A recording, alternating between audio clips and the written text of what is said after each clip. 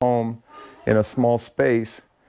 And I think there's just a few ways that I would use this device on a rainy day, or if it's too cold out, or if you don't want to go to the club. The club where I train is a car ride away from the house here, so I'm trying to get some training days in with this device at home. The first thing that I would do is I would try to get some basic repetitions in. So what I've been experimenting with is just starting with single side swing. So like, let's say the forehand, and you can do your repetitions working on keeping your head still, as they recommend from the eye coach, that this is a really good eye trainer. You know, you can work on tracking the ball. What happens is the ball sort of bounces back and forth, and you sort of have to measure it with your eyes. And I think that is actually very good, that tracking aspect. I think that's why they call it the eye coach. So basically, I think the most productive way to work on this machine is not really the way they recommend with some of the training videos that are on the iCoach website. So I actually would steer you away from that in terms of how to train on this, like professional, or like if you have a serious junior player, or if you're a competitive player. You know, I train only high performance. So my focus is high performance. How can I use this to make high performance players better? And I myself am a high performance player. I'm still playing tournaments myself, so I want to know how I can use this device to help me at home to train seriously, not just to train for fun. So what I would do as a number one basic exercise is just to set up on one side and work on your technique. Work on getting good repetitions, track the ball with your eye, and maybe start with, I don't know, 10, and try to make good contact with the ball. And I will go just slow like that, like medium pace, slow medium pace swings, and work on tracking with my eyes, keeping my head as still as I can on the impact, which is actually not that easy to do, because what happens here is you got these rubber sides.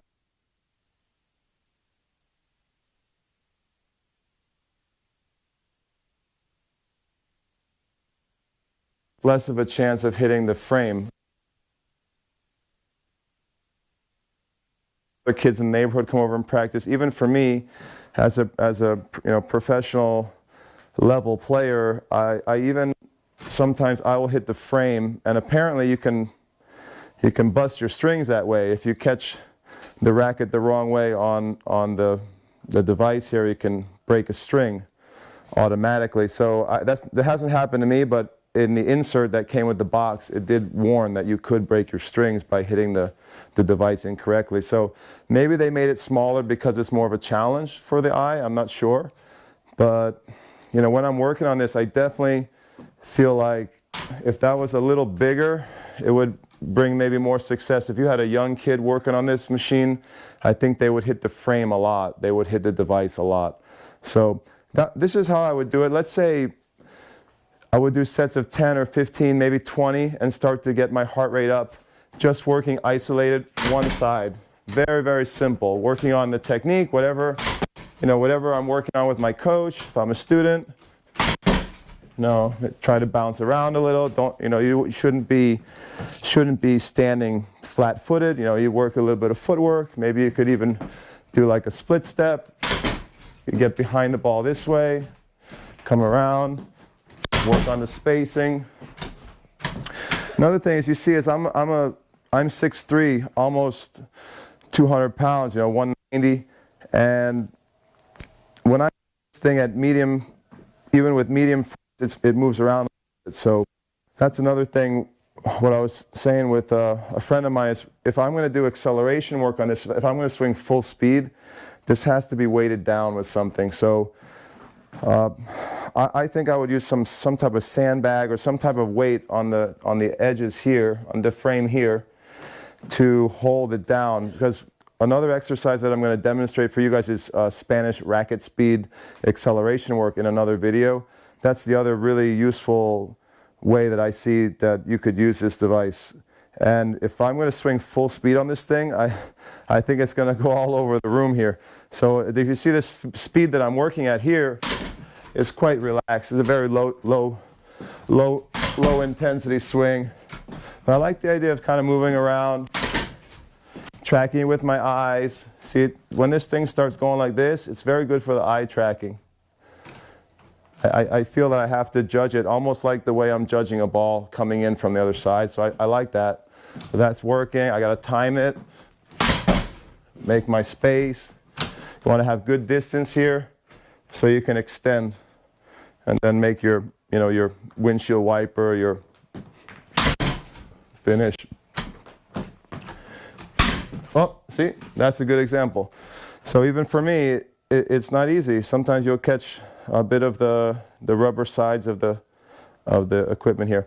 So the other way that I would like to play on this is I would alternate. So to get a little more of a cardio workout, I would work one side, boom, and then maybe work to the other side, try to judge it, and then come again, other side, and start. You could build up to a number of repetitions here and start to build a little cardio into the workout, alternating. It's tricky to time that ball, I'll tell you. You got to really get used to the rhythm of it. There are different heights that you can set it. So see, I had a little trouble with the rhythm there. There are different heights that you can set it. I think this is the maximum height for me. I'm 6'3", and I would really love if it could make it with more adjustment.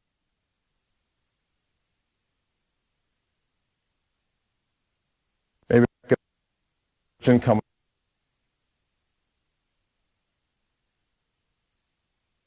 is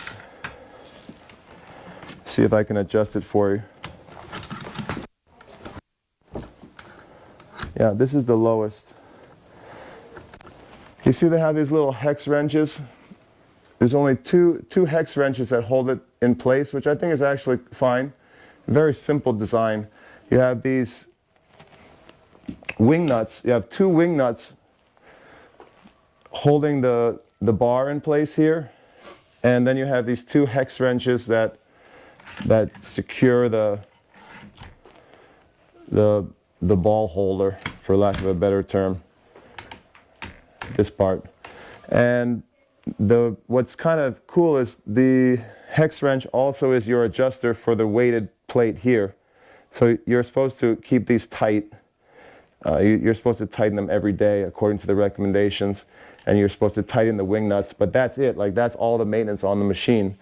And apparently you have to replace the ball after, I think, a certain number of hits, maybe in the tens of thousands. I don't know if it's 20,000 or 50,000. I have to check the instructions, but you have to actually replace the ball, and I think you have to replace another part of the unit from time to time. So there is a recurring cost, small cost, replacing if you're really working a lot on it.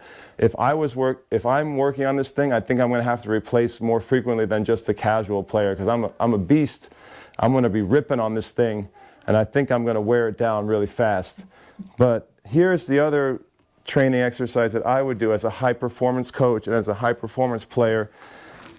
I would set it up low, and I would work on my low training, dropping my knee. So I got a low ball, get the leg strength going. Like for a passing shot, missed, see? It's tough, you gotta get used to it. I haven't worked that much on it, it's a challenge, and I'm a professional level player. I don't know, I haven't seen, my son was hitting the frame a lot. My son is just an intermediate 10-year-old, and some other kids came over from the neighborhood, were trying it out. They love the machine, by the way. I set this up in this room, and for the last week, my son, before bed, came and did his swing practice, like 10 minutes, without any suggestion from me. It was pretty cool, and even my little daughter tried it. So that definitely made me think, wow, a light bulb, this is pretty cool to have around the house. If my son's getting a lot of practice, and I didn't have to force him to play or anything. He just enjoyed the rhythm and the feel of hitting on the machine, and he was kind of bored. Instead of playing on an iPad or watching a show or playing a video game, he's over here getting a little workout on this mini ball machine here.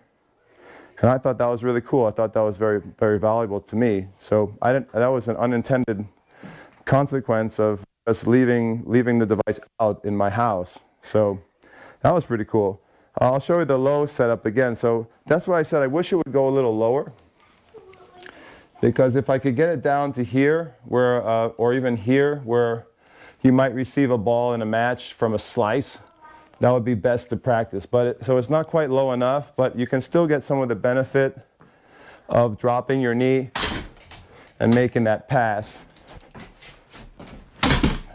Getting down there. You can go side to side like that. You could work one side. You're going to come up, come around, low ball. Just should be a little lower to make it more realistic. The other idea that I saw online was you can set it up on a table to make a higher one. So we haven't tried that, but I'm not sure it will be stable enough. I have to find something pretty solid to put it on. So you could work on, you could work on jump attacks up here. You could work on jumping through an approach shot. You could work on taking higher balls and work on the technique that way. But I haven't tried that yet. So those are basically the 3 or 4 ways that I see you could work on this right now. I'm a pretty creative thinker. I like finding ways to train at home or against in small spaces, against the wall, in the garage, in the living room. I think there's some very productive things you can do on this, but unfortunately they're not in the videos that are on the iCoach website. I don't see a way that you could get a productive practice, for example, like with volleys. It's not great for that, not great for slice, not really something productive I would do with serving or anything like that. The way I see this device working is with ground strokes, footwork and ground strokes, and eye training. Very good for judging, tracking, reading, and you can start to get a pretty good footwork workout. Even though the ball's not moving that much, you can definitely practice your footwork and setups. You can practice different stances. You get the eye judging, and then you can work on massive amounts of repetition when you're not able to get to the court. So I see it as mainly a ground stroke training device, footwork training, eye training, and you could probably get a pretty good cardio workout in. So for example, you're here, you work this way. If I do this enough times, I won't do it for the video, but if I'm here, if I do 20, 30, 40 of these, missed. It's like I'm better on my forehand here. So if I keep working here, get my heart rate up in a very, very small space, and I think it's pretty valuable workout. Like we have a snow day today. There's no way you can get to the gym or to the court. I think I'm going to get, it's a product that we are endorsing, and we have a special deal for our community members. I think we got a $20 off. I negotiated $20 off for the Chris Lewitt Tennis community.